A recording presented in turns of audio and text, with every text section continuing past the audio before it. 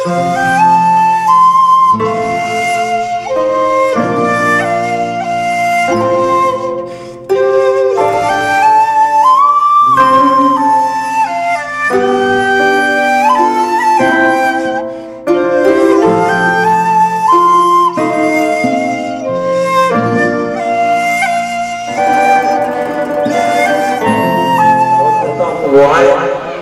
سے پہلے حضرت مولانا محمد قاسمی صاحب انشاءاللہ تمام مکتبہ ذکر کے پیشوا کا شکریہ ادا کریں گے، اس کے بعد دعا ہوگی۔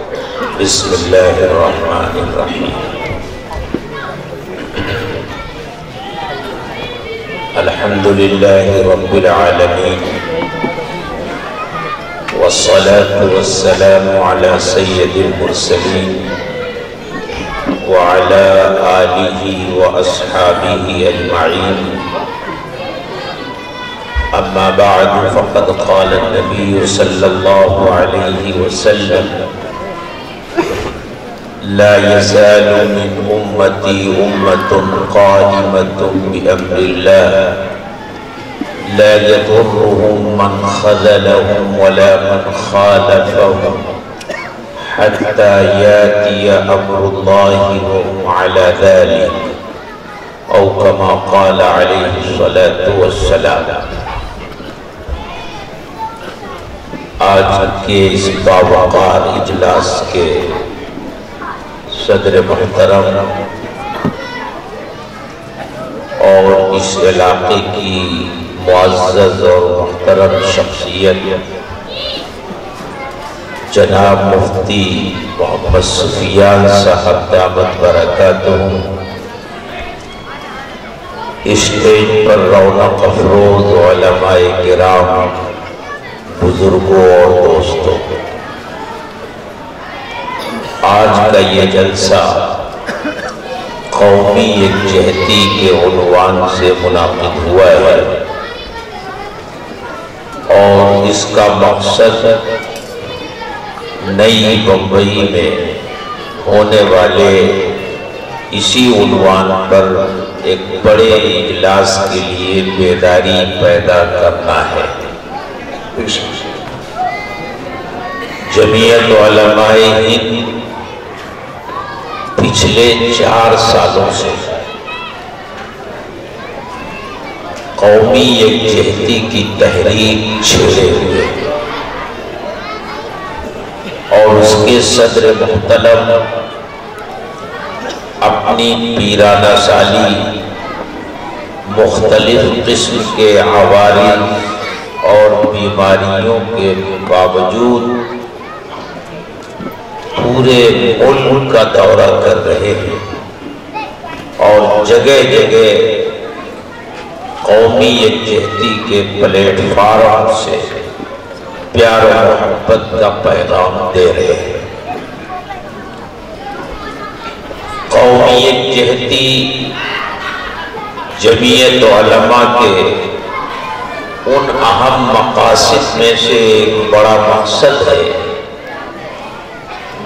جس کے لیے جمعیت علماء کی تاسیس ہوئی تھی اور اس کی تنظیم ہوئی تھی۔ روز اول سے ہی جمعیت علماء ہند نے اپنے سامنے جو نشانے متعین کیے تھے اور اپنے لیے جو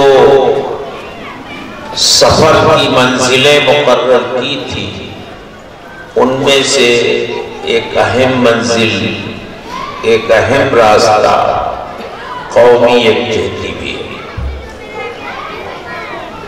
جمعیت علماء کیوں قائم ہوئی تھی اور اس کے اغراض و مقاصد کیا تھے، میں چاہتا ہوں کہ آپ کے سامنے مختصر لفظوں میں وہ مقاصد آ جائے، کیونکہ کوئی تنظیم اور کوئی جماعت اس کی حیثیت متعین کرنے کے لیے ضروری ہے کہ ان اغراض و مقاصد کو دیکھا جائے جن کے لیے وہ جماعت قائم ہوئی ہے، اور پھر انہی کو سامنے رکھ کر یہ طے کیا جا سکتا ہے کہ یہ کوئی مذہبی جماعت ہے یا یہ کوئی سیاسی جماعت ہے۔ میں نے اپنے موبائل کے اندر جمعیت علماء کے اغراض و مقاصد کے جو ہیں وہ میں نے اس میں محفوظ کر رکھا ہے، میں انہیں نمبر وار کرتا ہوں۔ نمبر 1، اسلام، شعائر اسلام اور مسلمانوں کے معاصر و معابد کی حفاظت۔ ایک نمبر پر اسلام، شعائر اسلام اور مسلمانوں کے معاصر اور معابد، یعنی ان کی جو عبادت گاہیں ہیں اس ملک میں، ان کی جو تاریخی نشانیاں ہیں ان کی حفاظت کرنا۔ دوسرے نمبر پر مسلمانوں کی مذہبی تعلیم، تمدنی اور شہری حقوق کی تحصیل و حفاظت۔ نمبر 3، مسلمانوں کی مذہبی، تعلیمی اور معاشرتی اصلاح۔ نمبر 4، ایسے اداروں کا قیام جو مسلمانوں کی تعلیمی، تہذیبی، سماجی، اقتصادی اور معاشرتی زندگی کی ترقی و استحکام کا ذریعہ ہو۔ نمبر 5، اس کو غور سے سنیے، آج کا یہ اجلاس اسی مقصد کے حصول کے لیے ہے۔ نمبر 5، اسلامی تعلیمات کی روشنی میں، بالکل آزاد ہو کر نہیں، اسلامی تعلیمات کی روشنی میں، قرآن و سنت کی ہدایت کی روشنی میں، انڈین یونین کے مختلف فرقوں کے درمیان میل جول پیدا کرنا اور اس کو مضبوط کرنے کی کوشش کرنا۔ ایک مرتبہ پھر سنیے، اسلامی تعلیمات کی روشنی میں انڈین یونین کے مختلف فرقوں کے درمیان میل جول پیدا کرنا اور اس کو مضبوط کرنے کی کوشش کرنا، یہ 5ویں نمبر پر ہے۔ 6 نمبر پر علوم عربیہ و اسلامیہ کا احیاء اور زمانے حال کے مقتضیات کے مطابق نظام تعلیم کا اجرا کرنا۔ نمبر 7، تعلیمات اسلامی کی نشر و اشاعت۔ نمبر 8، اسلامی اوقاف کی تنظیم و حفاظت۔ یہ 8 مقصد ہیں جن کو پورا کرنے کے لیے جمعیت علماء کا قیام 1919 میں ہوا۔ اس میں سے کون سا ایسا مقصد ہے جو قرآن و سنت کی ہدایات اور اس کی تعلیمات سے باہر؟ انہی مقاصد کے حصول کے لیے جمعیت علماء اپنی تاریخ کے پہلے دن سے اس ملک میں جد و جہد کر رہی ہے۔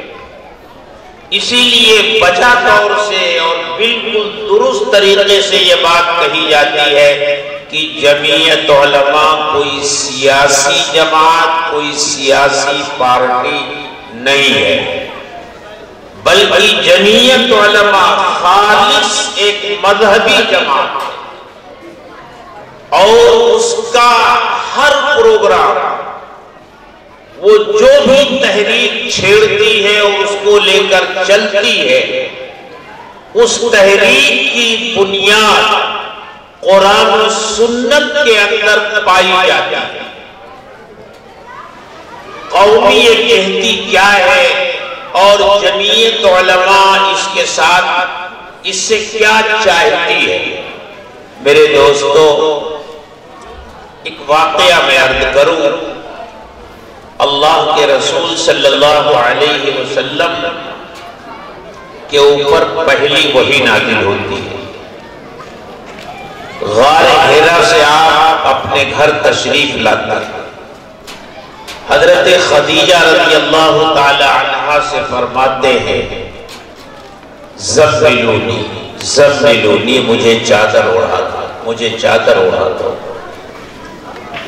چادر اوڑھ کر لیٹ جاتے ہیں اور جب پرسکون ہوتے ہیں تو حضرت خدیجہ رضی اللہ تعالی عنہا سے فرماتے ہیں لقد خشیت علی نفسی، خدیجہ مجھے اپنی جان کے بارے میں ڈر لگ رہا ہے، جو حالات میرے ساتھ پیش آ رہے ہیں اور بالخصوص جس طرح کا واقعہ آج میرے ساتھ غار حرا میں پیش آیا اور جو کچھ میں نے دیکھا اس سے مجھے اپنی جان کے بارے میں ڈر لگ رہا ہے۔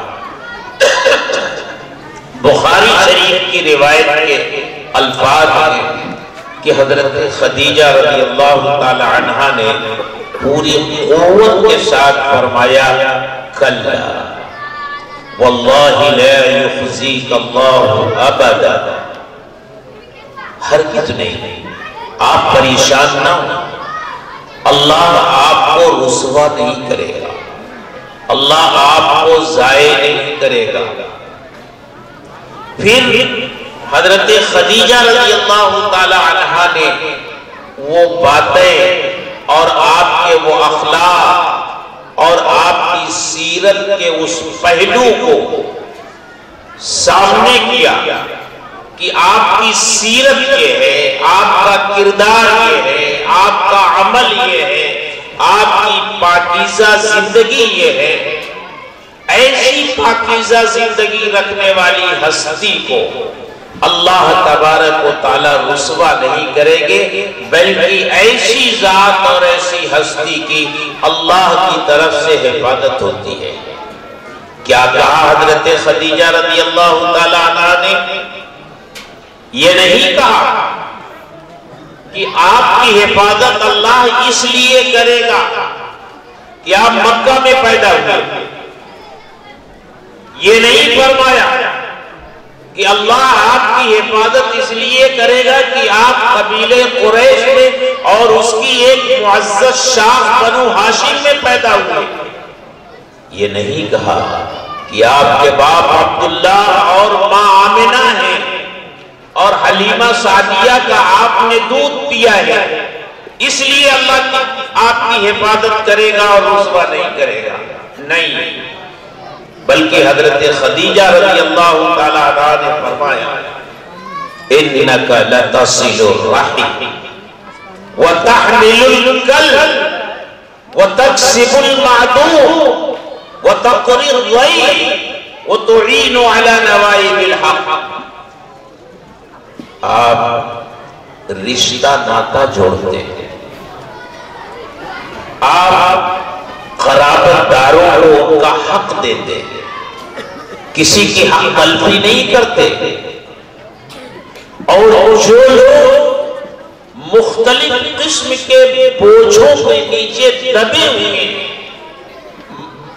مظلوم ہیں، بے سہارا ہیں، کوئی ان کی امداد کرنے والا نہیں، ایسے لوگوں کا بوجھ ہلکا کرتے ہیں، آپ ان کی مدد کرتے ہیں،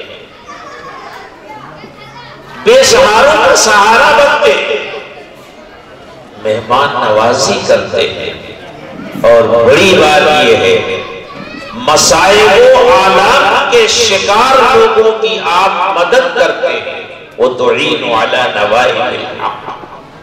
اس لیے اللہ آپ کو ضائع نہیں کرے گا، آپ کو رسوا نہیں کرے گا۔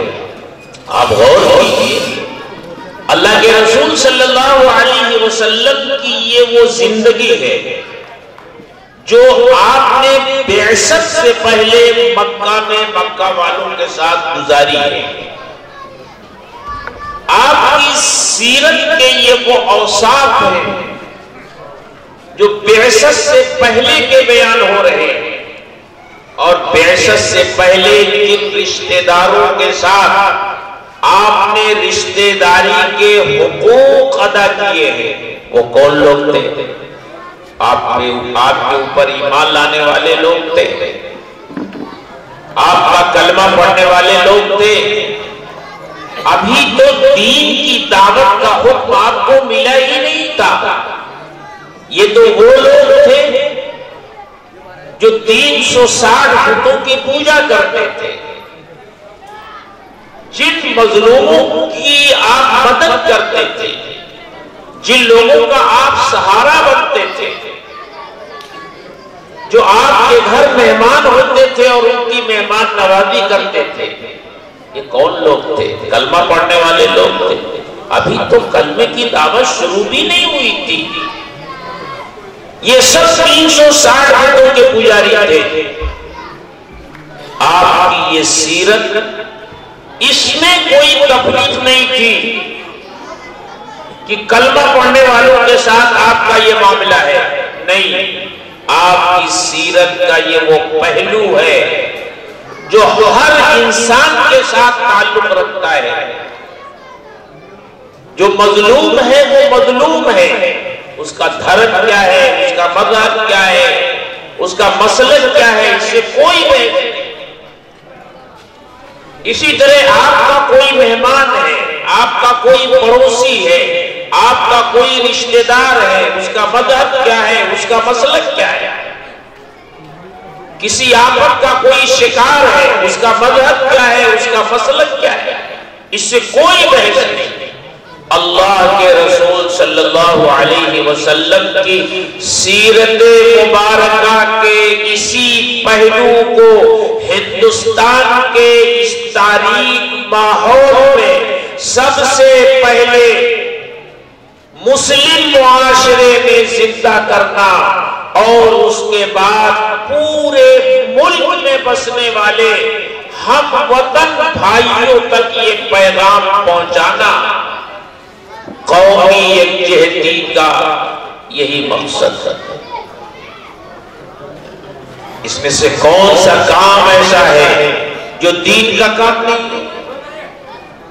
جمعیت علماء نے اپنے قیام کے پہلے دن سے اس کا انتخاب کیا ہے اور اس ملک میں وہ یہ تحریک چلا رہا ہے، کیونکہ جمعیت علماء کا پہلے دن سے یہ ماننا ہے کہ ہمارے ملک میں مسائل بہت ہیں۔ ابھی ہمارے مفتی صاحب بہت سے مسائل کا ذکر کر رہے ہیں، بڑے مسائل ہیں، اور ہر جماعت اور تنظیم کا اپنا اپنا نقطہ نظر ہوتا ہے، اور اس نقطہ نظر کے مطابق وہ طے کرتی ہیں جماعتیں، تنظیمیں اور پارٹیاں کہ اس وقت ہمارے ملک کا سب سے بڑا مسئلہ کیا ہے۔ جمعیت علماء ہند کا یہ ماننا، اور پہلے دن سے ہی جمعیت علماء اس بات کا اظہار اور اعلان کرتی آئی ہے کہ ہمارے ملک کا سب سے بڑا مسئلہ جو تمام مسائل کی جڑ اور بنیاد بنا ہوا ہے، جس نے ماضی میں بھی اس ملک کی بنیادوں کو ہلا دیا اور مستقبل میں خدا نہ کرے ایسا کوئی دن آئے اگر ہمارے ملک کے اوپر کوئی برا وقت آیا تو اس کا سبب وہی چیز ہوگی، نفرت، عداوت، تعصب، فرقہ پرستی۔ جمعیت علماء کا یہ ماننا ہے کہ فرقہ پرستی نے اس ملک کو جتنا نقصان پہنچایا ہے اتنا کسی اور چیز نے نہیں پہنچایا، اور فرقہ پرستی ہی وہ واحد چیز ہے جو اس ملک کو مستقبل میں بھی کسی بہت بڑے خسارے اور نقصان سے دوچار کر سکتی ہے۔ اس لیے جمعیت علماء نے پہلے دن سے یہ فیصلہ لیا ہے کہ وہ اس ملک میں فرقہ پرستی کو روکنے کے لیے اس کے بس میں جو کچھ بھی ہوگا وہ کرے، اپنے تمام ذرائع اور وسائل کا استعمال کرے گی۔ کامیابی ملتی ہے یا نہیں ملتی، کامیابی کا ملنا اور نہ ملنا تو اللہ کے ہاتھ میں ہے، ہمارے ذمے صرف کوشش کرنا۔ اسی نظریے کے پس منظر میں جب انگریزوں نے ہندوؤں اور مسلمانوں کے درمیان نفرت کے بیج بوئے اور دونوں جانب سے اپنے اپنے ایجنٹ خریدے اور مذہب کا نام لے کر کے نفرت کا پرچار اس ملک میں ہونے لگا، اور ہم مسلمانوں میں بھی ایسا طبقہ کھڑا ہوا جس نے یہ کہا کہ ہندو الگ قوم ہے اور مسلمان الگ قوم ہے، دو قومی نظریہ پیش کیا۔ یہ نتیجہ تھا اسی منافرت کا جس کا بیج انگریزوں نے بویا تھا۔ اس کی کوشش کی کہ ان دونوں کو بانٹ دیا جائے، پھر ہمارا اقتدار صدیوں تک کے لیے محفوظ ہو جائے گا۔ اس وقت کے جمعیت علماء ہند کے صدر محترم شیخ الاسلام حضرت مولانا حسین احمد مدنی نور اللہ مرقدہ نے بڑا ہی جرأت مندانہ اعلان فرمایا، دلی کے ایک جلسے میں فرمایا کہ اے لوگوں، قومیں وطن کی بنیاد پر بنتی ہیں، ایک وطن میں رہنے والے تمام لوگ ایک قوم ہوتے ہیں، ان کا مذہب کچھ ہو، ان کا مسلک کچھ ہو، قومیں مذہب کے نام پر نہیں بنتی، قومیں وطن کے نام پر بنتی ہیں۔ لہذا ہندوستان میں رہنے والے تمام لوگ، ان کا مذہب کچھ بھی ہو، وہ سب ایک قوم ہے، ہندوستانی قوم۔ حضرت کے اس پیغام کو لوگ لے ہوئے اور بڑی غلط فہمیاں پیدا کرنے کی کوششیں کی گئی، اور بڑے بڑے لوگ غلط فہمیوں کا شکار ہوئے۔ علامہ اقبال جیسا شخص حضرت کی اس بات کو سمجھ نہیں سکا، اور قوم اور ملت کے درمیان کیا فرق ہوتا ہے علامہ اقبال اپنے تمام تر کمالات کے باوجود سمجھ نہیں سکے، اور انہوں نے اشعار کہہ ڈالے حضرت شیخ الاسلام کے متعلق، جن کا حاصل یہ ہے کہ دیوبند سے یہ کون کھڑا ہو گیا کہ جو منبر پر کھڑے ہو کر کے کہتا ہے کہ ملت وطن سے بنتی ہے، جبکہ حضرت نے فرمایا تھا قوم وطن سے بنتی ہے۔ ملت کا لفظ استعمال نہیں کیا تھا، ملت تو کسی ایک مخصوص دھرم اور مذہب کے ماننے والے جتنے افراد ہوتے ہیں ان کے مجموعے کو ملت کہتے ہیں۔ ایک وطن میں جتنے لوگ رہتے ہیں ان کو قوم کہا جاتا ہے۔ اقبال نے کہا تھا سرود بر سر منبر کی ملت الوطن زدے و بند حسین احمدی کے بلعجب۔ اقبال نے یہ کہا لیکن وہ سمجھ نہیں سکے، اور جب ان کی سمجھ میں بات آئی تو انہوں نے رجوع بھی کیا ہے، اور آپ نے اس رجوع کا اعلان بھی کیا ہے، اس کے تاریخی شواہد موجود ہیں، لیکن پتہ نہیں کیوں لوگوں نے کلیات اقبال میں آج بھی ان اشعار کو اسی طرح باقی رکھا ہے۔ تو میں کہہ رہا ہوں ہندو مسلم اتحاد کو باقی رکھنے کے لیے، انگریزوں کی پھیلائی ہوئی اس منافرت کے بیج کو مار دینے کے لیے شیخ الاسلام نے یہ اعلان کیا کہ قومیں وطن سے بنتی ہیں، ایک وطن میں رہنے والے سب لوگ، ان کا مذہب کچھ ہو، ان کا دھرم کچھ ہو، وہ ایک قوم ہے۔ اور بعد میں لوگوں نے جب شیخ الاسلام کی اس بات کو سمجھنے کی کوشش کی تو انہیں اندازہ ہوا کہ شیخ الاسلام کا علم اور ان کی فہم، اس کا مقام اور مرتبہ کیا ہے۔ قرآن کریم میں تقریباً ہر نبی اپنی قوم کو خطاب کرتا ہے، اور اس قوم کے اندر وہ لوگ بھی ہوتے ہیں جو نبی پر ایمان لانے والے ہوتے ہیں، اور وہ لوگ بھی ہوتے ہیں جو نبی پر اب تک ایمان نہیں لائے ہیں، لیکن قرآن کہتا ہے، رسول کی بات نقل کرتا ہے، وہ کہتے ہیں یا قوم۔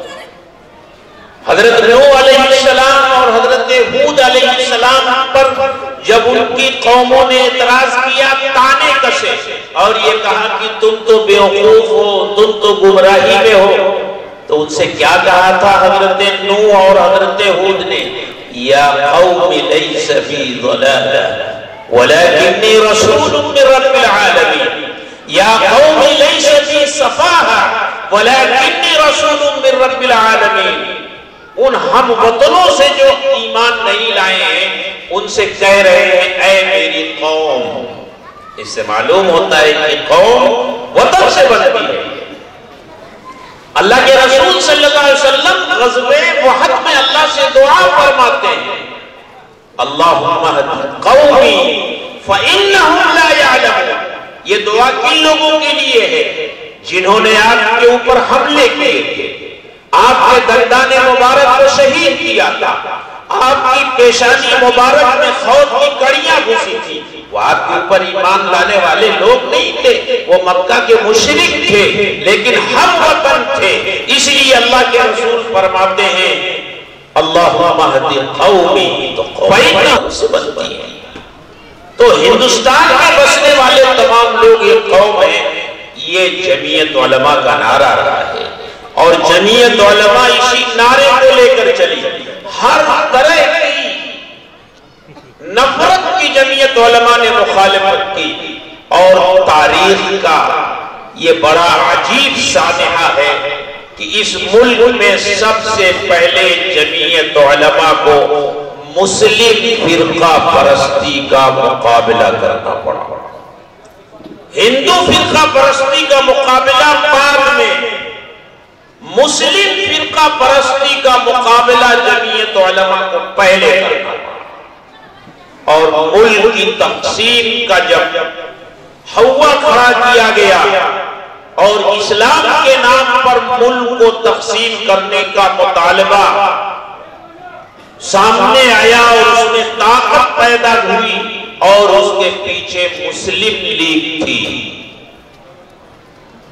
جمعیت علماء اس کے مقابلے میں کھڑی ہوئی، اور جمعیت علماء نے جتنی طاقت اور قوت کے ساتھ ملک کی تقسیم کی مخالفت کی، میں پوری جرأت کے ساتھ اور بلا خوف تردید کہتا ہوں خود گاندھی جی نے ملک کی تقسیم کی اتنی مخالفت نہیں، جواہر لال نہرو نے بھی ملک کی تقسیم کی اتنی مخالفت نہیں کی جتنی مخالفت اس ملک کی تقسیم کی جمعیت علماء نے کی۔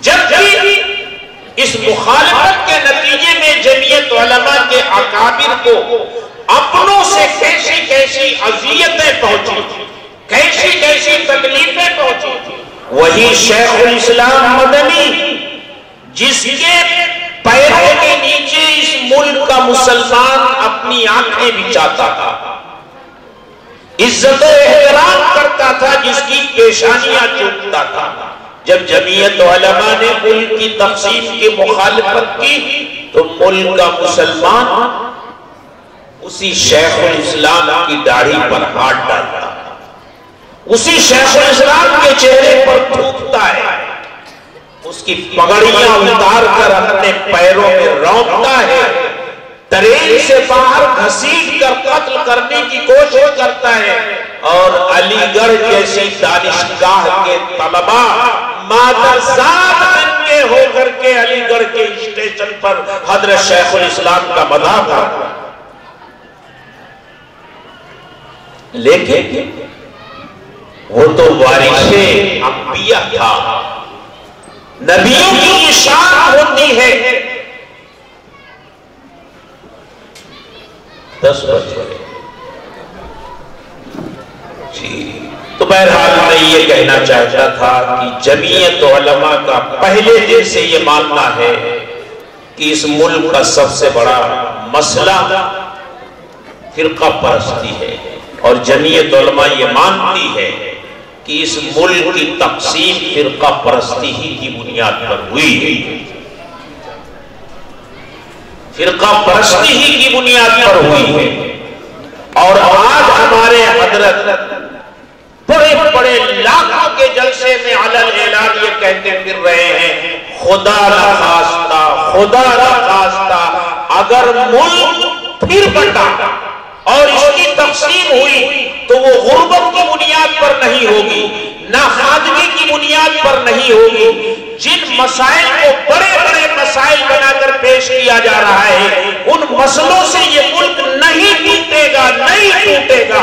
خدا نہ خواستہ، اللہ نہ کرے ایسا ہو، وہ برا دن ہمارے سامنے آئے۔ حضرت فرماتے ہیں اگر آئندہ اس ملک کی کوئی تقسیم ہوئی اور یہ ملک ٹوٹا تو فرقہ پرستی ہی کی بنیاد پر ٹوٹے گا۔ اس لیے اس وقت اس ملک کی سب سے بڑی خدمت یہ ہے کہ ملک میں پیار و محبت کی فضا کو عام کیا جائے، ایک انسان کا احترام جو دوسرے انسان کے اوپر لازم ہے اس احترام کو بحال کیا جائے۔ نفرت کا پرچار کر کے انسانوں کو انسانوں کا دشمن بنا دیا گیا ہے۔ آج ملک کا ماحول ایسا ہو گیا ہے کہ جانوروں پر تو لوگ رحم کرتے ہیں، لیکن ایک انسان دوسرے انسان کے اوپر رحم کرنے کے لیے تیار نہیں ہے۔ جمعیت علماء قومی یکجہتی کے عنوان سے قرآن کریم کی وہ آیت جس میں ایک انسان کا دوسرے انسان کے ساتھ کیا رشتہ ہوتا ہے بیان کیا ہے، اسی رشتے کو اجاگر کرنے کی کوشش کر رہی ہے۔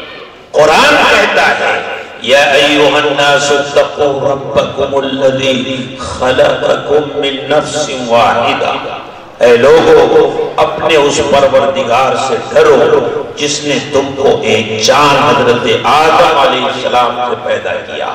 یعنی دنیا کے تمام انسان، ان کا دھرم کچھ بھی ہو، ان کا مذہب بھی کچھ ہو، ان کا رنگ کچھ ہو، ان کی نسل کچھ بھی ہو، افریقہ کا رہنے والا ہو، امریکہ کا رہنے والا ہو، یورپ کا رہنے والا ہو، ایشیا کا رہنے والا ہو، کالا ہو، گورا ہو، سب کی رگوں میں بہنے والا خون ایک باپ کا خون ہے، حضرت آدم علیہ السلام کا خون، اور اس رشتے سے دنیا کے تمام انسان بھائی بھائی ہیں۔ قرآن کے اسی بتائے ہوئے رشتے کو پورے ملک میں جمعیت علماء قومی یکجہتی کا عنوان دے کر کے زندہ کرنا چاہتی ہے اور نفرت کو ختم کرنا چاہتی ہے۔ اب آپ مجھ کو بتائیے کہ قومی یکجہتی کے عنوان سے جو پروگرام ہو رہا ہے وہ دین کی خدمت ہے یا نہیں؟ قرآن کا پیغام ہے یا نہیں ہے؟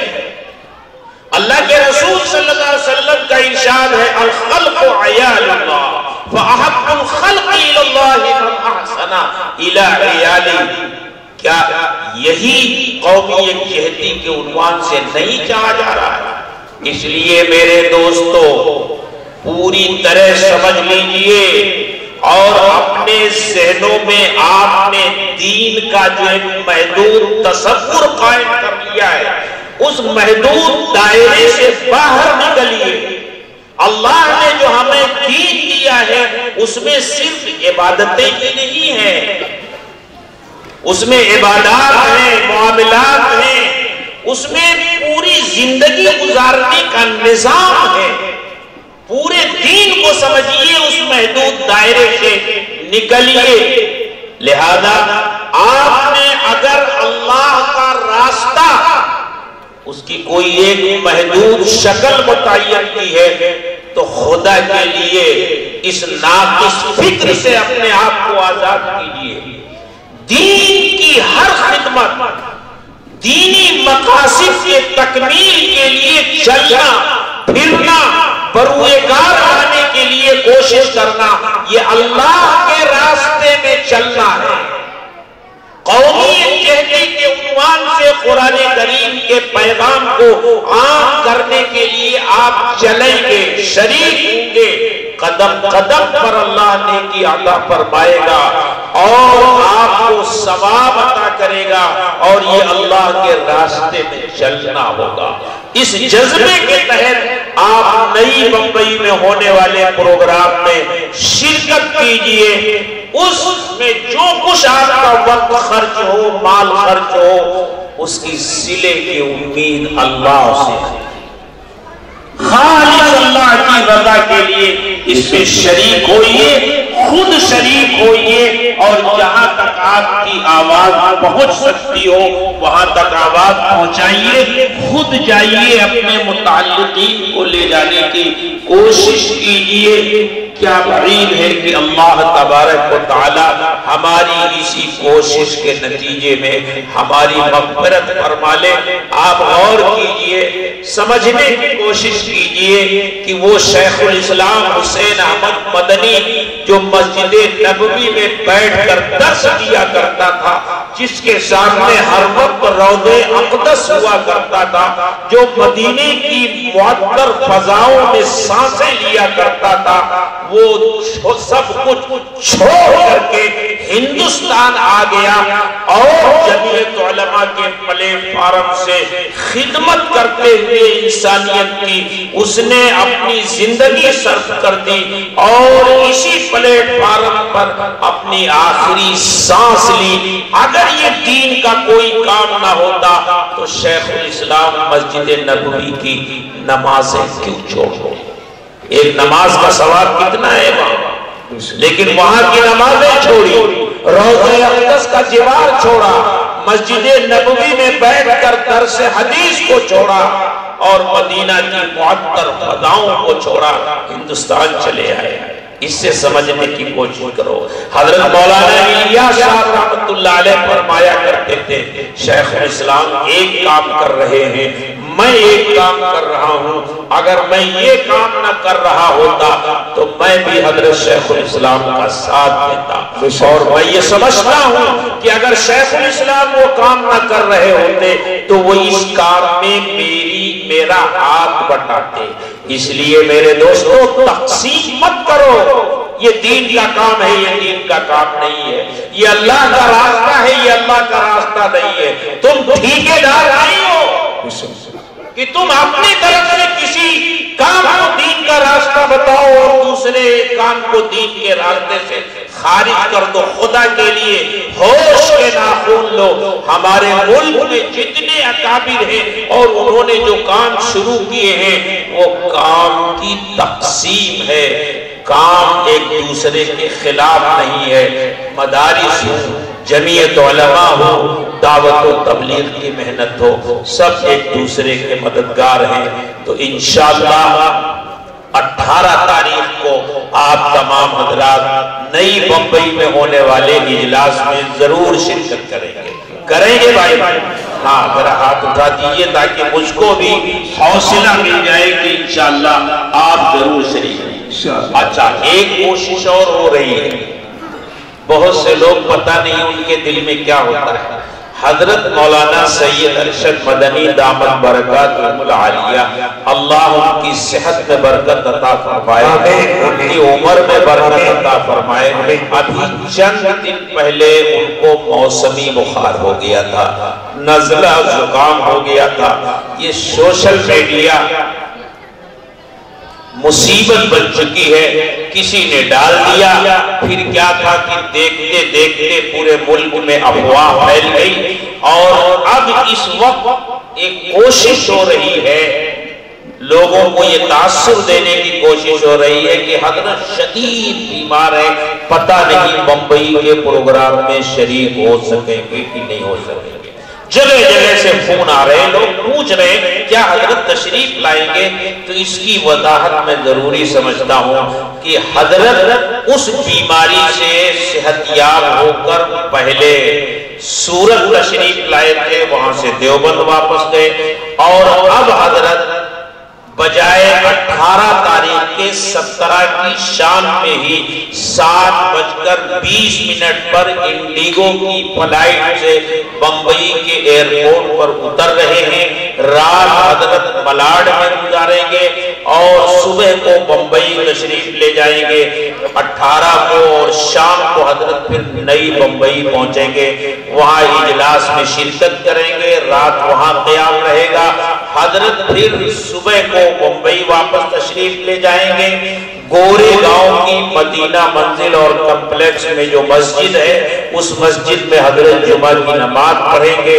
اس کے بعد شام میں 5 بجے کی حضرت کی فلائٹ ہے، اس سے دلی واپس جائیں گے۔ یہ حضرت کے پروگرام کا شیڈول ہے، لہذا غلط فہمیوں کا شکار نہ ہوئیے، اور آپ حضرات اگر واٹس ایپ چلا رہے ہیں تو ان باتوں کو آپ پھیلائیے کہ یہ غلط فہمی پیدا کرنے کی کوشش کی جا رہی ہے۔ حضرت تشریف لا رہے ہیں، بالیقین تشریف لا رہے ہیں۔ اللہ تبارک و تعالی ہم سب کو اپنے دین کے سیدھے راستے پر چلنے کی توفیق عطا فرمائے، اور اس وقت ملک میں نفرت کا جو ماحول ہے، اس نفرت کے ماحول کو پیار و محبت کے خوشگوار ماحول میں تبدیل کرنے کی اللہ تبارک و تعالی ہم سب کو توفیق عطا فرمائے۔ ہمارے حضرت جو پیغام آخر میں دیا کرتے ہیں وہ یہی ہے کہ اے لوگوں، نفرت کی آگ سے نہیں بجھایا جا سکتا، آگ کو بجھانا ہے تو اس کے لیے پانی کی ضرورت ہوتی ہے، نفرت کو مٹانا ہے تو پیار و محبت کے دیے پورے ملک میں جلانے پڑیں گے۔ ایک دوسرے کے دکھ درد میں ہمیں شریک ہونا پڑے گا، اور صدیوں سے جس طرح ہم آپس میں مل جل کر رہتے آئے ہیں، اسی طرح مل جل کر رہنے کا ماحول ایک مرتبہ پھر ہمیں بنانا پڑے گا۔ اللہ تعالی سب کو اس کی توفیق عطا فرمائے۔ وآخر دعوانا ایک ضروری اعلان اور اللہم صلی علی سیدنا و مولانا محمد وعلى آل سيدنا ومولانا محمد وبارك وسلم۔ ربنا ظلمنا أنفسنا وإن لم تغفر لنا وترحمنا لنكونن من الخاسرين۔ ربنا آتنا في الدنيا حسنة وفي الآخرة حسنة وقنا عذاب النار۔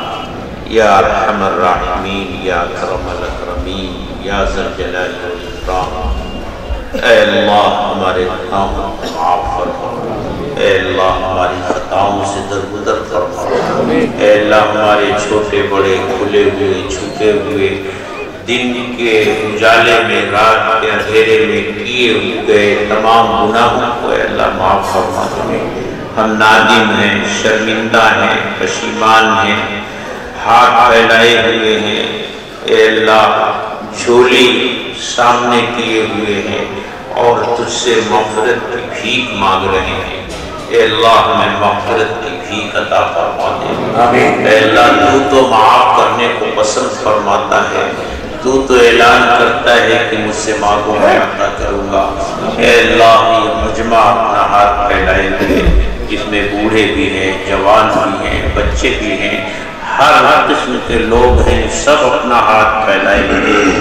اے اللہ تیرے دروازے پر آئے ہوئے ہیں، ہاتھ پھیلائے ہوئے ہیں اور تجھ سے کرم کی، مغفرت کی، بخشش کی بھیک مانگ رہے ہیں۔ اے اللہ ہمیں یہ بھیک عطا فرما دیجیے۔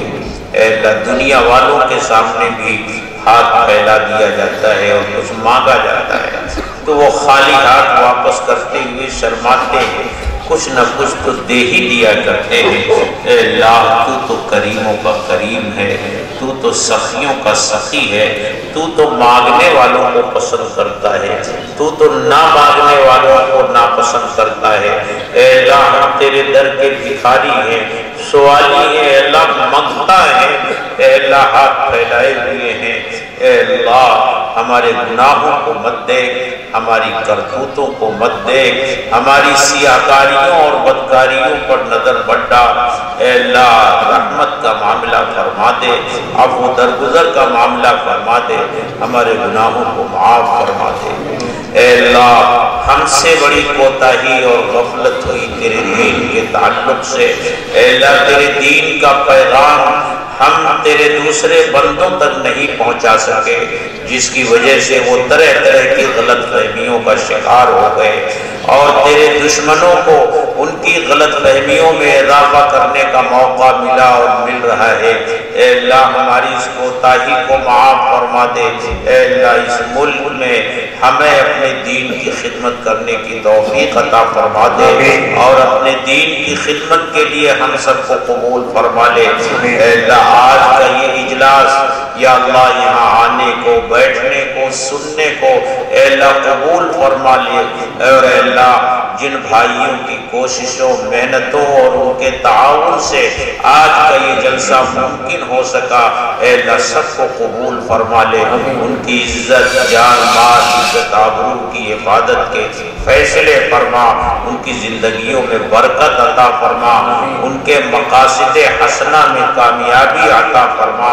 اے اللہ 18 جنوری کو نئی بمبئی میں قومی یکجہتی کے عنوان سے ہونے والی کانفرنس کو تو کامیابی سے ہمکنار فرما اور اے اللہ جوق در جوق ہم سب کو اس میں حاضر ہونے کی توفیق عطا فرما اور اے اللہ ہمارے اس ملک میں پیار و محبت کی وہ فضا پھر عام کر دے جو ہمارے ملک کی پہچان اور شناخت تھی۔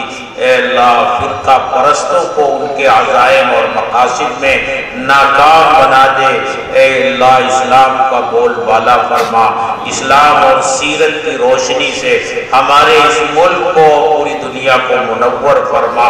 ربنا تقبل منا انک انت السمیع العلیم وتب علینا انک انت التواب الرحیم وصلی اللہ تعالی علی خیر خلقہ محمد وآلہ وصحبہ اجمعین آمین برحمتہ۔ جزاک اللہ خیر الجزا۔ 7واں سالانہ اجلاس کانفرنس 3-4 فروری کو ہونا طے پایا ہے۔ سرپرستی جمعیت کلمہ ورالہ سرپرستی کے میں ہے۔ آپ حضرات شرکت کی درخواست ہے۔ سنگم نگر الہرا انگلش اسلامک اسکول آپ کے بغل میں